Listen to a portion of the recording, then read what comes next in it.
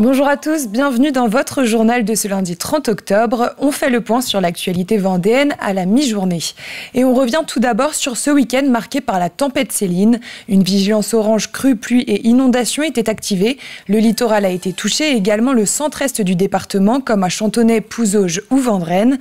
131 interventions nocturnes ont eu lieu pour les pompiers vendéens dans la nuit de samedi à dimanche, mais aucune victime n'est à déplorer. Diane Delangle s'est rendue à la Guérinière hier pour constater les dégâts. Aperçoit les deux poubelles. Ces poubelles parties au loin sur la plage, cette poutre échouée dans son jardin. Ici, la mer a littéralement envahi le jardin et inondé la terrasse. C'était impressionnant, ça faisait beaucoup de bruit dans la cheminée. On a monté des volets alu blindés là, mais ça résonne énormément. La mer monte carrément sur le terrain. La voisine qui faisait l'angle du mur, c'est pareil. Ils ont été obligés de faire des trous dans le mur énormes pour que l'eau puisse ressortir des terrains. À la Guérinière, l'eau est rentrée dans 4 habitations, nécessitant l'intervention des pompiers. Une intensité rarement vue de mémoire de mer qui a passé une nuit blanche. Évidemment, la commune de la Guérinière a mis en place le plan communal de sauvegarde. Et donc, avec nos agents, jusqu'à 4h30 du matin, on était sur l'événement. Alors, cet événement est vraiment exceptionnel. Ce qu'on peut retenir, c'est qu'on est à 25 cm de l'événement Xynthia, qui c'est 3,95 m, alors que l'événement Xynthia est à 4,20 m au Margrave de Saint-Nazaire. Donc avec une puissance et des hauteurs d'eau que j'ai jamais vues depuis, et que des collègues n'ont jamais vues qui ont mon âge, ils ne sont pas tout jeunes. Passionné de la mer, le photographe Grégory Audubert, alias Photo, n'a pas manqué une miette du phénomène. Il a immortalisé le port de Noirmoutier inondé, mais aussi la digue de la Guérinière qui a cédé sous l'assaut des vagues. Et ça tremblait à chaque vague, on sentait sous nos pieds que ça bougeait, comme un petit tremblement de terre. Et puis on voyait le parapet qui bougeait, mais qui se décalait comme des Legos qu'on déboîterait, quoi. Et à un moment donné, bam, tout est parti. Et quand je suis arrivé là, j'étais en plein live et j'ai vu la digue s'écrouler devant moi à quelques mètres. Ça fait un drôle d'effet. L'astreinte technique a permis une intervention rapide sur les lieux. 1 heure après la constatation des dégâts, des engins étaient déjà à pied d'œuvre pour une réparation d'urgence. Donc on intervient aujourd'hui sur un pansement provisoire en attendant une réparation plus complète. Là, on apporte des arrangements, des blocs de 1 à 2 tonnes. On vient positionner dessus pour créer une carapace et donner du poids et être capable d'encaisser les assauts des vagues de la marée suivante. À certains endroits, une épaisseur de 15 mètres de sable a disparu. Un phénomène qui ne pourrait être qu'une répétition. Une nouvelle tempête est annoncée ce jeudi sur le secteur et elle devrait être encore plus virulente. En effet, une seconde tempête, Ciaran, est annoncée pour mercredi et jeudi. Des rafales entre 110 et 130 km/h sont attendues. Nous verrons dans l'édition de ce soir comment les communes s'y préparent. On change de sujet et on s'intéresse à cette mobilisation qui a eu lieu vendredi dernier à Saint-Martin-des-Noyers. Une 60aine de personnes étaient présentes pour dénoncer les nuisances causées par l'usine United Pet Food, spécialisée dans les croquettes pour animaux. Les riverains s'opposent à l'agrandissement de l'usine. Une enquête publique a d'ailleurs été lancée par la préfecture pour ces nuisances sonores, olfactives et environnementales.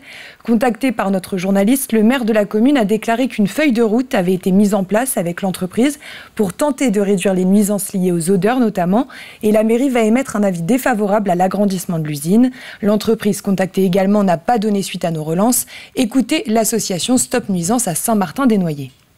Moi j'habite à 2 km au nord de l'entreprise, de l'usine qui est juste derrière avec la tour bleue, sachant que je suis relativement éloigné et on a des nuisances comme jamais on a eu depuis maintenant on va dire quelques semaines et on craint pour la santé de nos enfants, on craint pour la santé de nos anciens.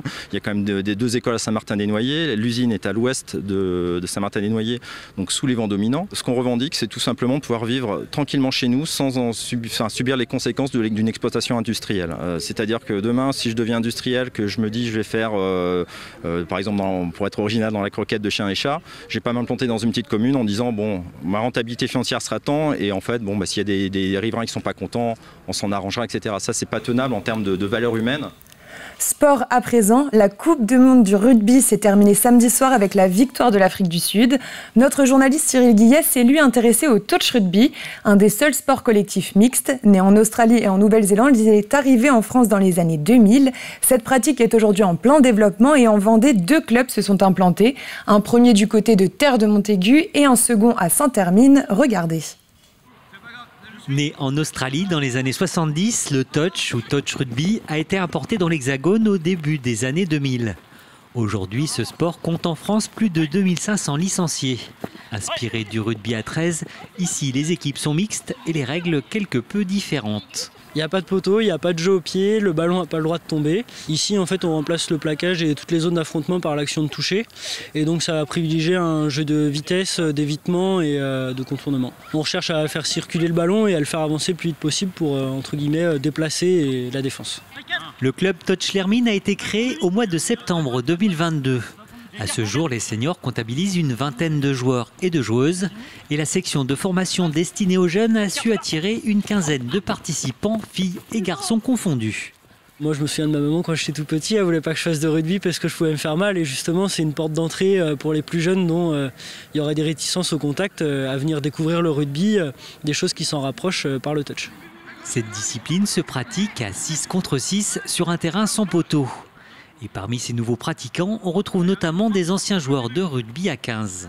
J'ai 42 cette année, donc le touch c'est mieux, c'est moins d'impact, tout ça, c'est peut-être plus facile pour pas se blesser. Il y a soit des jeunes comme nous, un peu trop cassés, qui recherchaient plus trop la contrainte du rugby à 15, moins se blesser, moins d'entraînement, moins de déplacements les dimanches, parce que au final le rugby à 15 c'est pareil, les déplacements le dimanche c'est loin et ça demande du temps. Et on a aussi des personnes qui ont arrêté le rugby à 15 par l'âge, etc. et qui, autour d'une quarantaine d'années, reprennent le touch pour continuer un peu à retrouver ce qu'ils faisaient au 15 différemment, mais continuer de courir, continuer de jouer avec un ballon ovale. Les femmes sont de plus en plus nombreuses à venir s'essayer au touch. Et l'interdiction des plaquages y est pour beaucoup. Moi j'arrive d'un sport où il y avait le basket en fait, où il y avait du contact. Et du coup là le fait d'être sans contact, voilà, c'est à nous de gérer notre effort et il y a beaucoup moins de risques en fait de se faire normalement du mal.